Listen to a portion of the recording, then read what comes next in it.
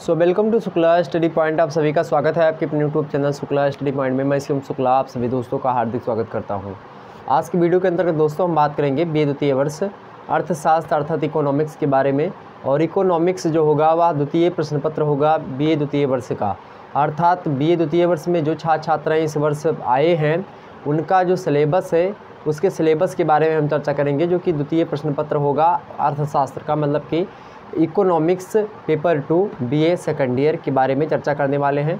नवीनतम सिलेबस आपका होगा पेपर 2 इकोनॉमिक्स का जो है उसका क्या नाम है, इसको हम जो लोग जान लेते हैं तो उसका नाम है आपके क्या, लोक वित्त और अंतर्राष्ट्रीय व्यापार। क्या नाम है, एक बार फिर से यहाँ पर गौर फरमाइएगा, क्या नाम है मेरे भाई, लोक वित्त और अंतर्राष्ट्रीय व्यापार। तो लोक वित्त क्या होता है, अंतर्राष्ट्रीय व्यापार क्या होता है, सबसे पहले आपको यह जानना है। तो आधा का आधा पेपर लगभग आपका लोक वित्त पर आधारित होता है और दूसरा जो आधा पेपर आपका होगा अंतर्राष्ट्रीय व्यापार पर। तो प्रश्न लगभग बात की जाए तो 40% जो प्रश्न होते हैं, 40% अंतर्राष्ट्रीय व्यापार से, 60% प्रश्न आपके लगभग लोक वित्त से पूछे जाते हैं एग्जाम्स में। ठीक, हालांकि ये मैं अपना खुद का कैटेगराइजेशन बता रहा हूँ, लेकिन फिर भी आप सभी लोग यहाँ पर देखेंगे तो लगभग यही सा आएगा। लगभग आप पिछले 5-6 वर्षों के अगर प्रश्न पत्र को देखेंगे तो यहीं से आपके प्रश्न पूछे गए हैं। इसका नाम क्या है, इसका नाम अगर आप देखेंगे तो अंग्रेजी में जिसको क्या कहते हैं, तो अंग्रेजी में इसको पब्लिक फाइनेंस कहते हैं। लोक वित्त को क्या कहते हैं, पब्लिक फाइनेंस।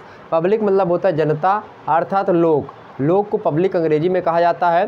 तो लोक मतलब सीधा सीधा जनता के लिए, मतलब कि जो सभी लोगों के लिए एक प्रकार से, उसी को लोक कहा जाता है।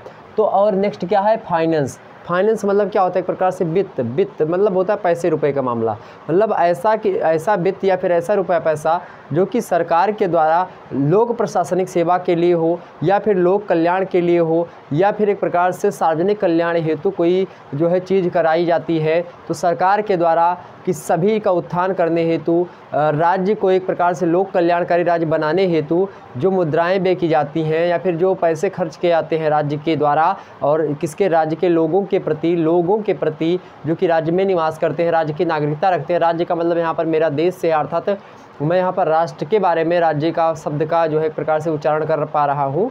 तो इसीलिए आप यहाँ पर देखेंगे कि जो राज्य के द्वारा जो पब्लिक हैं उन पब्लिक के लिए जो फाइनेंस वगैरह की व्यवस्था की जाती है उसी के बारे में हमको यहाँ पर जनरली पढ़ना है। ठीक, अब चाहे वह बजट हो या फिर कई प्रकार की चीज़ें होती हैं, कैसा लाभ हो, कैसा दृष्टि, मतलब कि एक प्रकार से कैसा लाभ होता है। और कैसे बात की जाए बैंकिंग व्यवस्था, हालांकि बैंकिंग व्यवस्था आपने BA फर्स्ट ईयर में पढ़ा, लेकिन यहाँ पर भी थोड़ा बैंकिंग व्यवस्था से आपको रूबरू होना पड़ेगा और उसको मैं आपको समझा दूंगा कि हाँ क्या क्या चीज़ें होती हैं।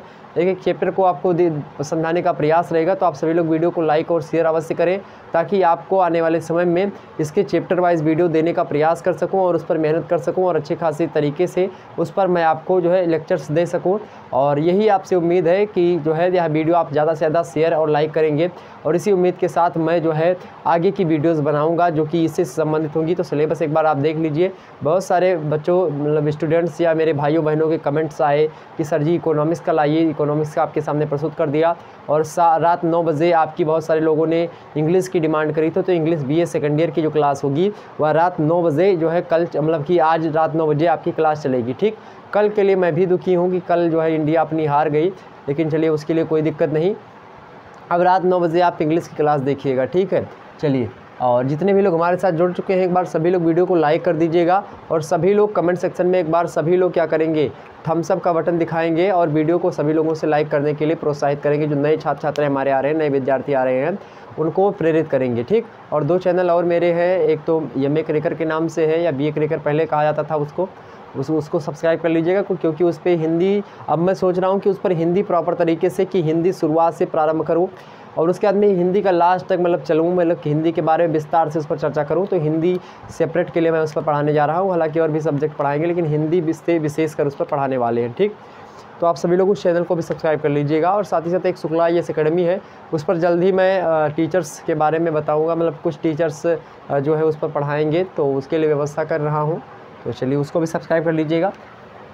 तो लोक वित्त और अंतर्राष्ट्रीय व्यापार के बारे में चर्चा करेंगे, यानी कि पब्लिक फाइनेंस। पब्लिक फाइनेंस से आपका तात्पर्य कुछ लग गया होगा कि हाँ, लोगों के कल्याण के हेतु सरकार के द्वारा या राज्य के द्वारा या केंद्र के द्वारा, किसी भी सरकार के द्वारा जो टैक्स वगैरह होता है उसको कैसे वसूल करना है, कैसे उन पर खर्च करना है, कैसे ब्यौरा पूरा बनाना है, 1 साल का ब्यौरा कैसे तैयार करना है, किस किस प्रकार से किन किन मुद्दों पर पैसे खर्च करना है, किनको देना है, किनको नहीं देना है, ये ऐसे खासे तमाम प्रकार के जो मुद्दे होते हैं, इन पर जो कि लोक कल्याण की दृष्टि से किए गए जो खर्च होते हैं या फिर मुद्राओं का जो है व्यय, और एक प्रकार से बात की जाए जो बचाव वाला होता है, बचाव मतलब कि व्यय, और एक प्रकार से जो बचत होती है वह क्या होती है, उसके बारे में पढ़ना है। और नेक्स्ट आपका कौन सा है, अगला मुद्दा आपका अंतर्राष्ट्रीय व्यापार। अंतर्राष्ट्रीय मतलब व्यापार मतलब होता है इंटरनेशनल ट्रेड। तो दूसरा मुद्दा आपका इस पेपर का क्या है, इंटरनेशनल ट्रेड। इंटरनेशनल ट्रेड मतलब ट्रेड मतलब होता है व्यापार, और इंटरनेशनल मतलब होता है अंतर्राष्ट्रीय।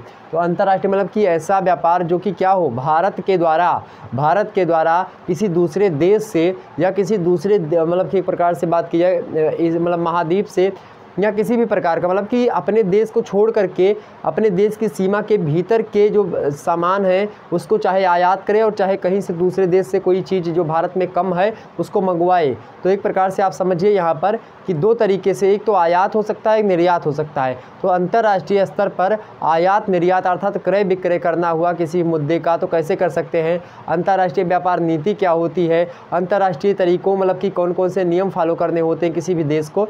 तो एक प्रकार से इसमें हम अंतर्राष्ट्रीय स्तर पर जो है व्यापार के बारे में समझेंगे कि किस प्रकार से एक देश दूसरे देश से व्यापार कर सकता है, उसके संबंध में मतलब उसको लेकर के क्या क्या चीज़ें होती हैं और किस प्रकार से जो है लोग अंतर्राष्ट्रीय व्यापार करते हैं, तो किन किन मुद्दों का उनको पालन करना होता है। ये तमाम सारे मुद्दे जो है यहाँ पर हम देखेंगे। इसकी व्यवस्था क्या होती है, कैसे पैसे वगैरह आदान प्रदान किए जाते हैं, या क्या मान लेते हैं वहाँ पर रुपया चलता है किसी देश में और किसी देश में रूबल चलता है, या किसी कोई डॉलर में व्यापार करना चाहता है तो कोई मान लेते हैं रुपये में करना चाहता है। तो इसके लिए क्या व्यवस्था होती है, किस प्रकार से एक मैनेजमेंट बैठा जाता है कि हाँ किस प्रकार से कैसा पैसा चलेगा।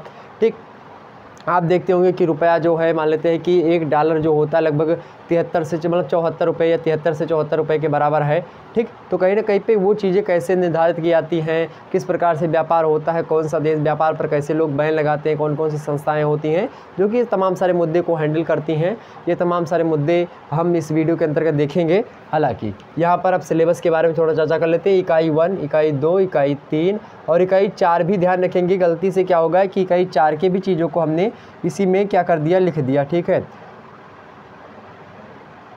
ओके, तो इसको यहाँ पर हमने लिख दिया। ओके, तो यहाँ पर आप सभी लोग क्या देखेंगे, इकाई 1 सबसे पहले देखेंगे, उसके बाद में हम 3 और 4 इसी के अंतर्गत है। ठीक, अब आइए हम बात कर लेते हैं कुछ ऐसे मुद्दों के बारे में जो कि एक प्रकार से बात की जाए तो मोस्ट हैं आपके परीक्षा की दृष्टि से, तो उन मुद्दों पर हम चर्चा करने का प्रयास करते हैं और बड़ी ही आसानी से समझते हैं। ठीक, यहाँ पर देखेंगे पहला इकाई आपके सामने है, मैं इधर ही खड़ा रहूँगा ताकि आपके सामने बोर्ड पर क्लियर आपके सामने जो है प्रकाश आता रहे और आप अच्छे तरीके से बोर्ड पर जो चीज़ें लिखी हुई हैं उसको देख सकें। ठीक, क्योंकि देखने से और पढ़ने से और आपको सुनने से, पढ़ने का सही तरीका जो होता है एक तो देखना होता है, एक सुनना होता है, और एक प्रकार से बात की जाए एक तो मैं जो बता रहा हूँ मतलब एक लिखना होता। तो लिखना, पढ़ना, सुनना इत्यादि सारे कार्य आप करेंगे और इस सिलेबस को आप लोग नोट डाउन भी कर लीजिएगा कहीं पर।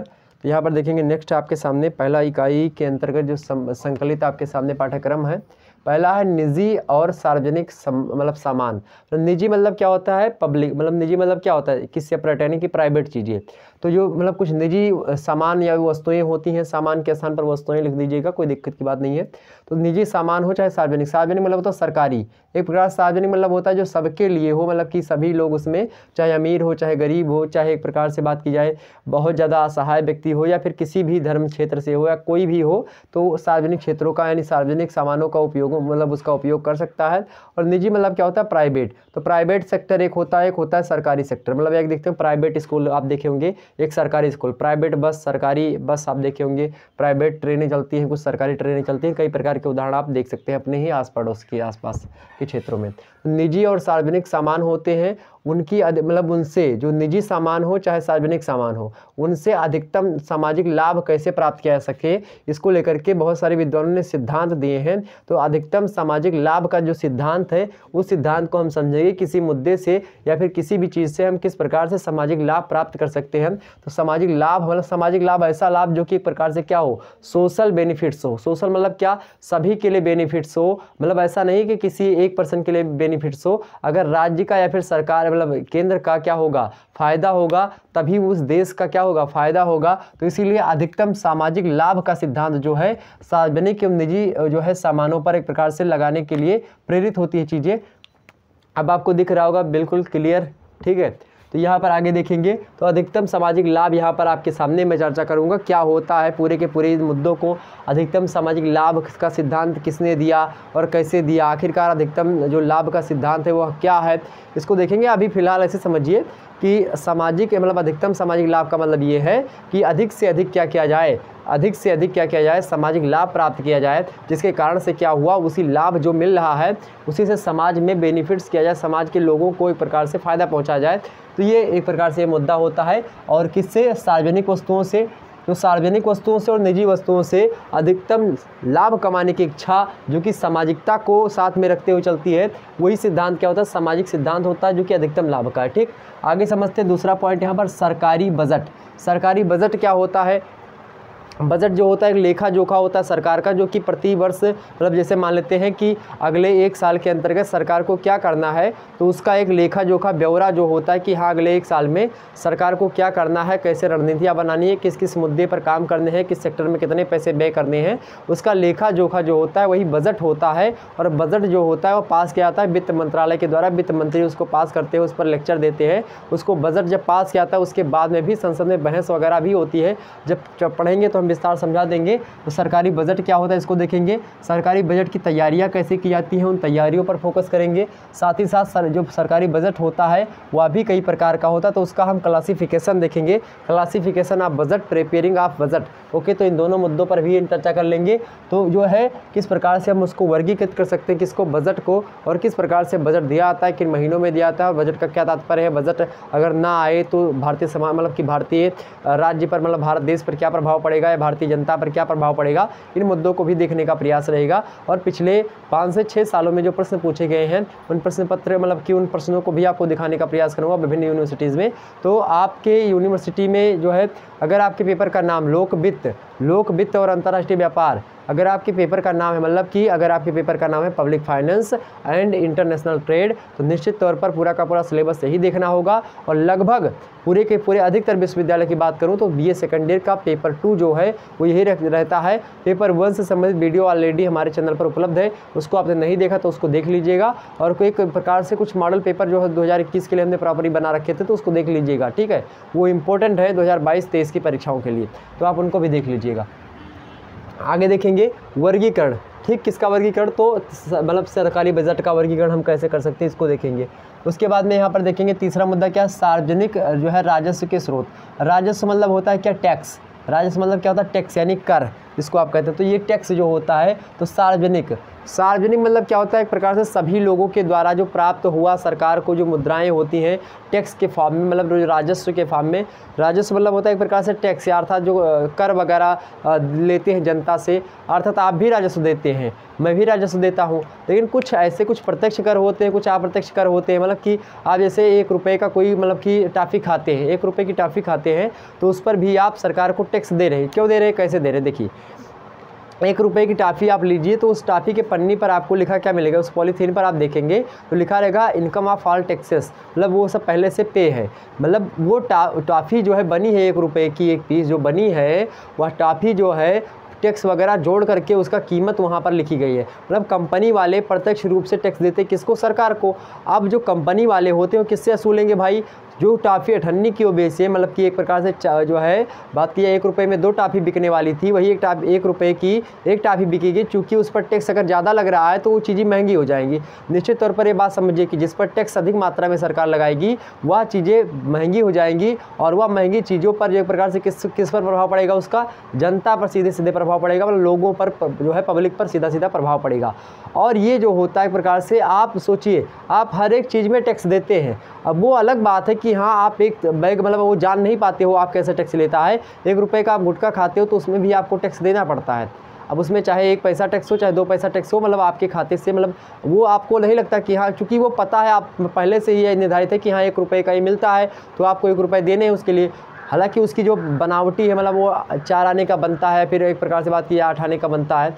तो 8 आने मतलब कि एक प्रकार से बात किया 98 जिसको आप कहते थे, 98 का बना 1 रुपये का मान लेते उसको आपको जो है बेच रहा है, तो उसमें कहीं ना कहीं पे उसमें जितने जो 98 है उसमें 25 पैसा वो मुनाफा रखेगा, मतलब कि एक प्रकार से उसका फ़ायदा रखेगा, अधिकतम लाभ वाला जो सिद्धांत है।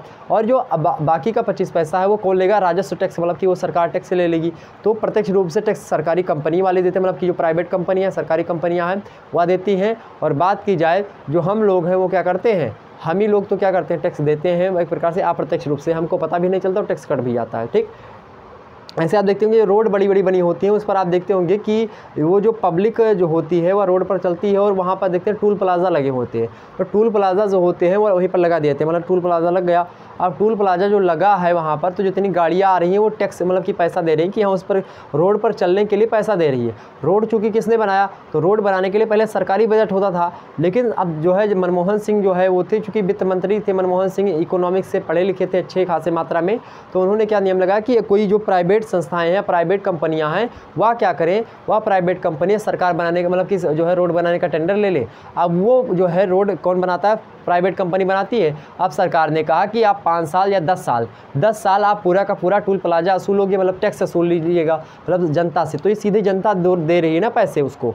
तो अब क्या होगा, फ्री में मतलब सरकार का एक पैसा भी नहीं लगा और रोड बन के तैयार हो गई, क्योंकि प्राइवेट कंपनियों ने रोड को बना दिया। अब प्राइवेट कंपनी ने रोड बनाया, अब 10 साल तक उस रोड की कीमत जो होगी वह जो है उस प्राइवेट कंपनी वाला वहाँ पर क्या करेगा, टूल प्लाजा से असूलेगा। अब 10 साल का पूरा रकम जो होगा वह प्राइवेट कंपनी वाला रख लेगा और बाकी पर क्या होगा, सरकार क्या कहेगी कि अब इस पर जो है टूल प्लाजा पर क्या सरकार जो है टैक्स असूलेगी। अब सरकार बिना कुछ किए क्या करती है, उस रोड पर क्या करती है, टूल प्लाजा पर असूलती है पैसा, और वह जो होता है राजस्व में चला जाता है, मतलब कि वह एक प्रकार से देश के विकास में चला जाता है। आप समझिए कि आप जाते हैं और एक बार 2 बार गए तो आप पैसे दे दिए, इसी प्रकार तमाम सारे लोग जब धीरे धीरे पैसे देते हैं तो बहुत ज़्यादा पैसे हो जाते हैं। तो कहीं ना कहीं पे ये एक प्रकार से ये अधिकतम लाभ का एक प्रकार से सिद्धांत हो सकता है आपका। तो कहीं ना कहीं पे कई सारे मुद्दे हैं जो कि राजस्व की चीज़ें होती हैं, तो यहाँ पर राजस्व का मतलब सीधा सीधा कर होता है। अब सार्वजनिक राजस्व वही हो गया, आपका स्रोत कौन से है, एक तो हमने बता दिया आपका जो है जो रोड वगैरह बनती है, इससे एक प्रकार से बिना सरकार के को कुछ किए मतलब प्राइवेट सेक्टर ने बनाया, 10 साल तक उसने लिया, उसके 10 साल के बाद में प्रॉफिट ही प्रॉफिट किसकी है, तो सरकार की है। तो यहाँ पर ये चीज़ें, ये क्या होगा, सार्वजनिक राजस्व के स्रोत हो गए। अब वहाँ पर हम समझेंगे विस्तार से कि क्या क्या मुद्दा है पूरा का पूरा।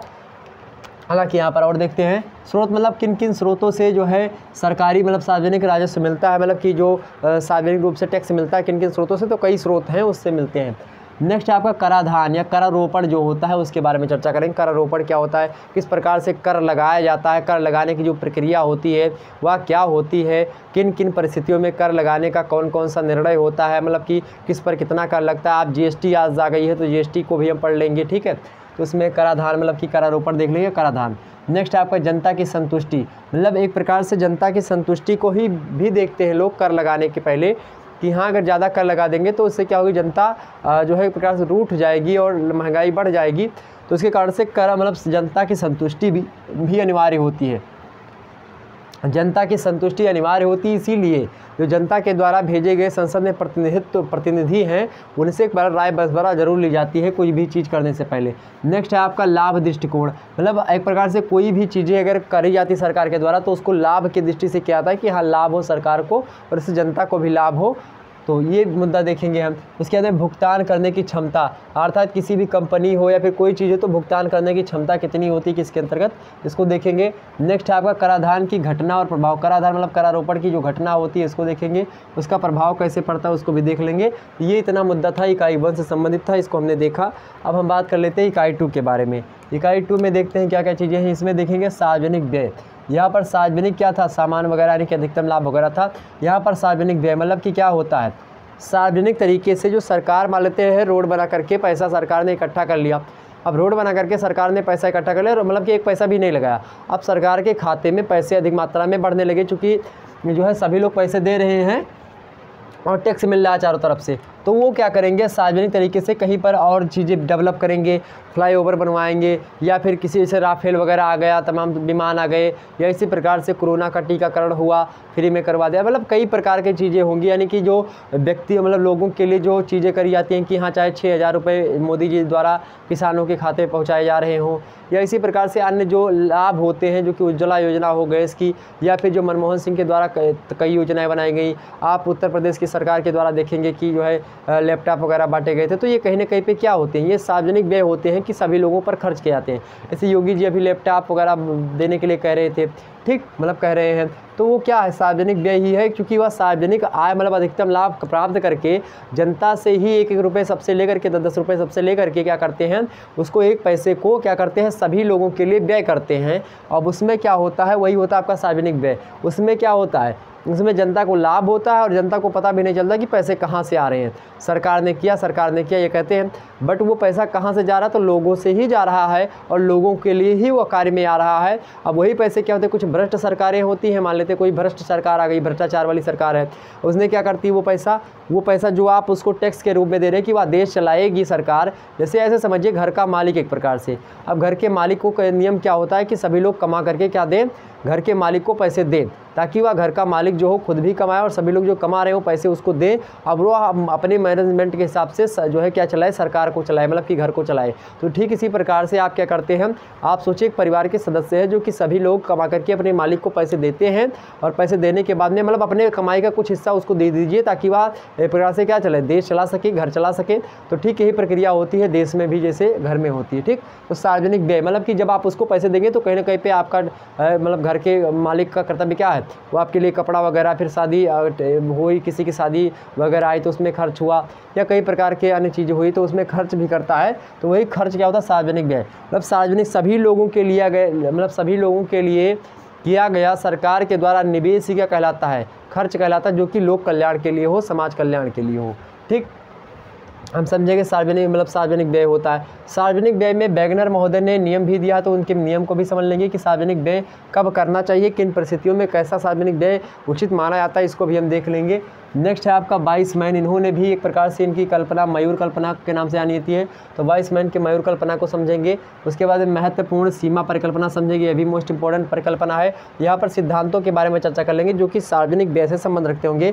तो ऐसे सिद्धांत जो कि सार्वजनिक व्यय से संबंध रखते हैं, किस प्रकार से पब्लिक में निवेश करना चाहिए सरकार को पैसों को, और कैसे कैसे लोगों तक पहुँचाना चाहिए, जो सरकार के पास जो है कर इकट्ठा हुआ है उसको कैसे एक प्रकार से व्यय करना चाहिए सार्वजनिक रूप से, उसके बारे में ये तमाम सारे सिद्धांत हैं, इसको हम देखेंगे। उसके बाद अगला मुद्दा है आपका सार्वजनिक व्यय का वर्गीकरण। सार्वजनिक व्यय कितने प्रकार से किया जा सकता है, इसका क्लासिफिकेशन देखेंगे। ठीक है, सार्वजनिक व्यय जो है कितने प्रकार से किया जा सकता है, इसका हम क्या देखेंगे, वर्गीकरण देखेंगे, यहाँ पर इतना देखेंगे। उसके बाद में उत्पादन, मतलब कि किस प्रकार से उत्पादन के साधन जो होते हैं उनसे किस प्रकार से हम व्यय कर सकते हैं, उत्पादन के साधनों में कैसे व्यय कर सकते हैं, कैसे वितरण के साधनों पर व्यय कर सकते हैं, साथ ही साथ जो है और मतलब कि उत्पादन पर और वितरण पर सार्वजनिक व्यय का क्या प्रभाव पड़ता है, सार्वजनिक व्यय पर उत्पादन और वितरण का क्या प्रभाव पड़ता है। उत्पादन मतलब होता है कोई चीज़ बनाई जा रही है, कोई चीज़ एक प्रकार से क्या करी जा रही है, मतलब कि एक प्रकार से बनाई जा रही है। तो कोई चीज़ जो बनाई जा रही है, आखिरकार वो जो चीज़ें बनाई जा रही है उस पर जो सार्वजनिक व्यय है,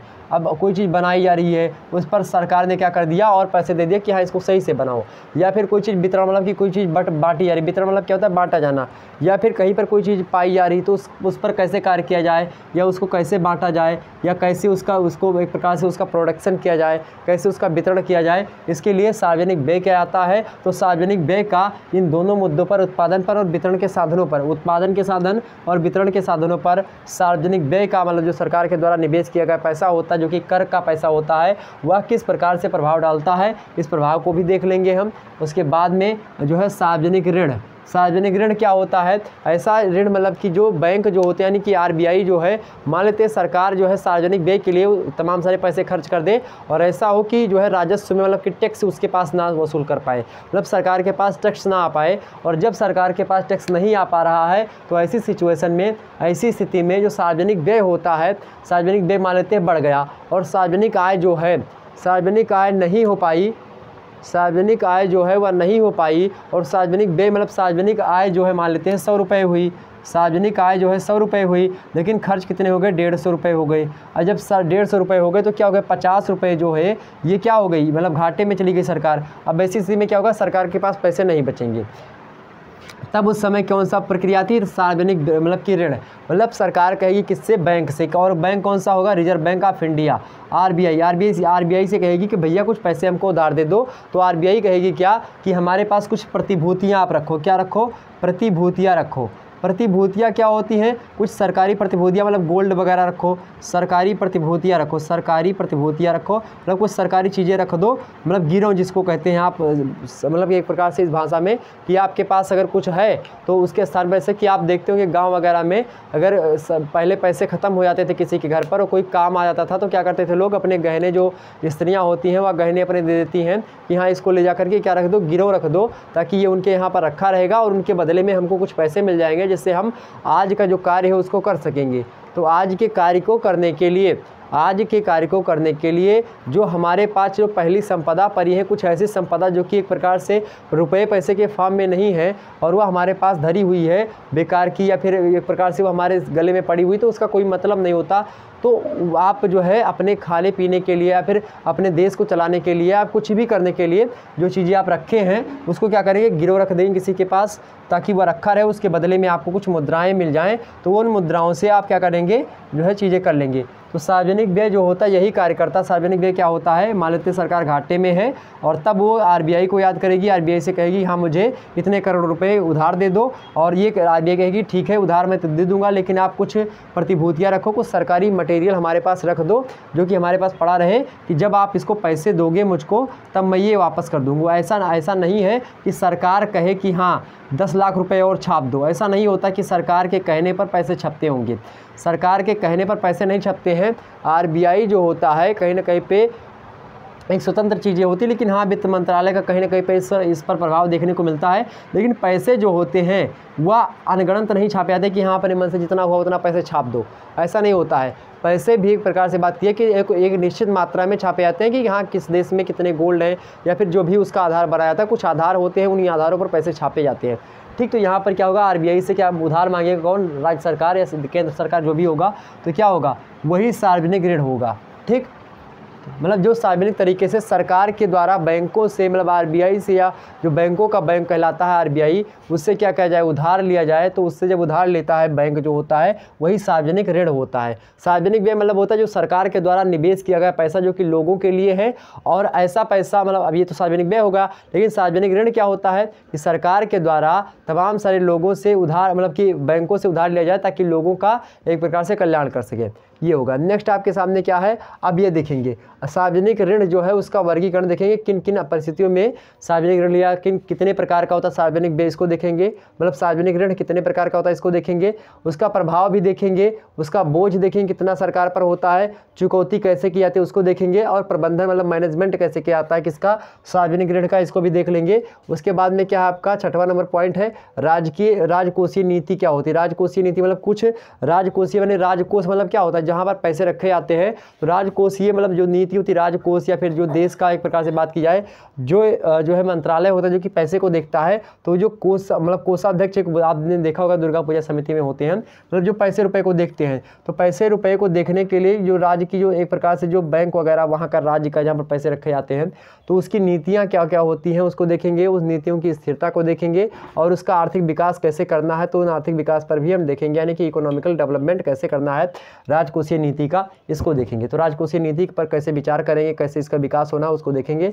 उसके बाद नेक्स्ट कौन सा, भारतीय सार्वजनिक वित्त। भारतीय सार्वजनिक वित्त का मतलब क्या होता है कि भारतीय सार्वजनिक वित्त, सार्वजनिक मतलब सभी लोगों के लिए, यानी सरकारी जो वित्त होती मंत्रालय जो आप देखते हैं उसमें क्या क्या चीज़ें होती, कैसे कैसे क्या प्रोसेस होता है उसको देखेंगे। आय के स्रोत मतलब कि सार्वजनिक आय जो वित्त, मतलब कि भारतीय सार्वजनिक जो वित्त है उसके आय के स्रोत कौन कौन से, मतलब कि भारतीय सरकार के पास पैसे कहाँ से जाते हैं, किन किन स्रोतों के माध्यम से पैसे भारतीय सरकार के पास पहुँचते हैं, उसको हम देखने का प्रयास यहाँ पर करेंगे। तो इस प्रकार से आपका इकाई 1 और इकाई 2 समाप्त हुआ। इकाई 3 हम थोड़ा सा देखने का प्रयास करते हैं और इन सभी मुद्दों पर हम चर्चा करेंगे, चैप्टर वाइज वीडियो प्रोवाइड करवाएंगे। ठीक, यहाँ पर देखेंगे आपके सामने क्या है, आपके सामने यहाँ पर देखेंगे केंद्रीय और राज्य। पहला मुद्दा क्या, केंद्रीय और राज्य।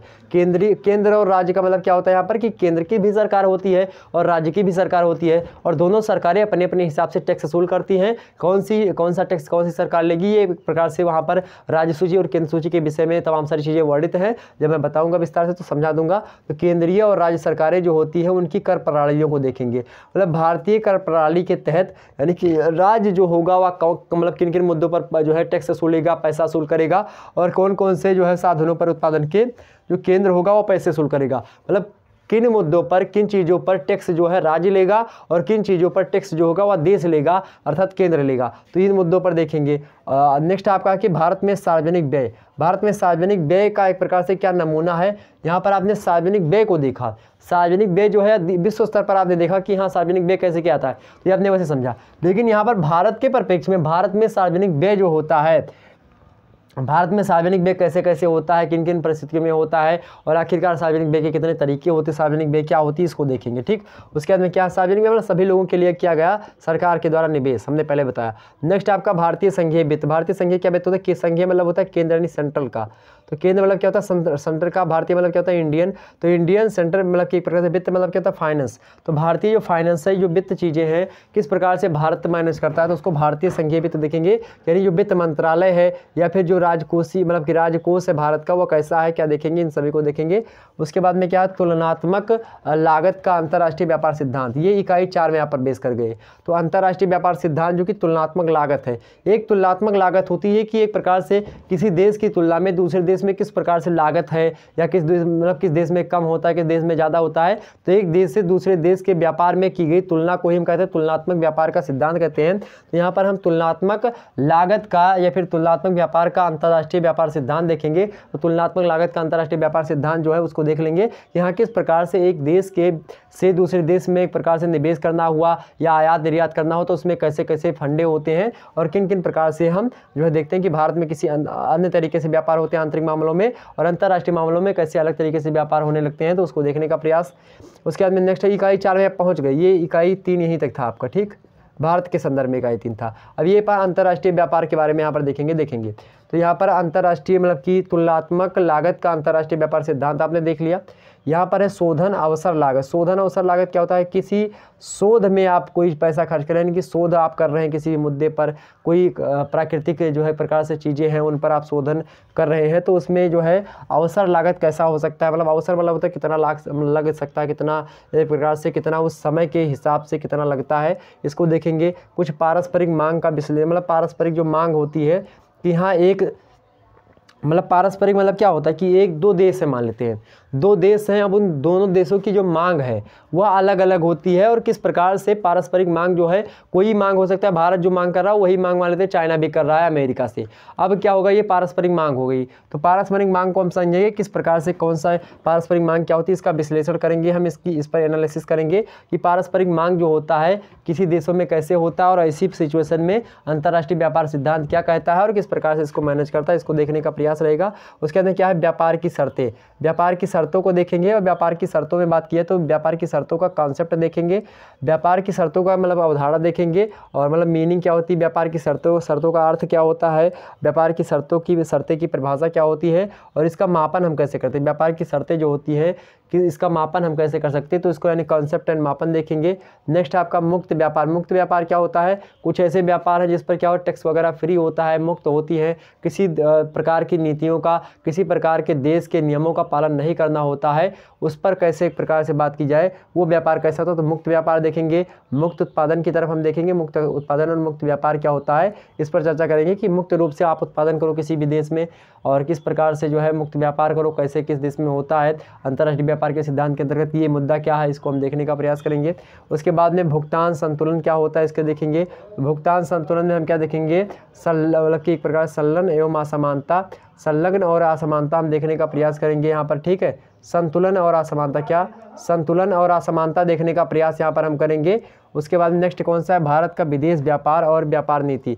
भारत का विदेश व्यापार कैसा है, यानी कि जो है अंतर्राष्ट्रीय स्तर पर भारत का व्यापार किस तरीके से रहा है और उसकी व्यापार नीतियाँ क्या क्या रही हैं, उन व्यापार नीतियों को देखेंगे कि व्यापार की नीति क्या होती है। अगर आपको अंतर्राष्ट्रीय स्तर पर व्यापार करना है तो उसके लिए कौन कौन सी नीति का प्रयोग होना चाहिए, किन नीतियों का प्रयोग करके आप अंतर्राष्ट्रीय व्यापार कर सकते हैं, इन मुद्दों को देखेंगे। और साथ ही साथ भारत का विदेश व्यापार कैसा है, कैसा क्या चीज़ें आयात होती, क्या चीज़ें निर्यात होती है, इससे भारत को क्या फ़ायदा होता है और किस प्रकार से भारत की स्थिति है, किस नंबर पर भारत है इस मामले में, इसको देखने का प्रयास करेंगे। तो इस प्रकार से आपका यह जो चैप्टर होगा, मतलब कि एक प्रकार से पेपर है, इसकी जो है रूपरेखा हमने तैयार की और इस प्रकार से हम समझने का प्रयास करेंगे। तो इतना मुद्दा आपके सामने है और यही अधिकतर विश्वविद्यालय के सिलेबस में संकलित है। ये अगर आपके लोक वित्त और public finance and international trade, मतलब लोक वित्त और अंतर्राष्ट्रीय व्यापार, तो ये जो है आपके पेपर में संकलित पेपर 2 है।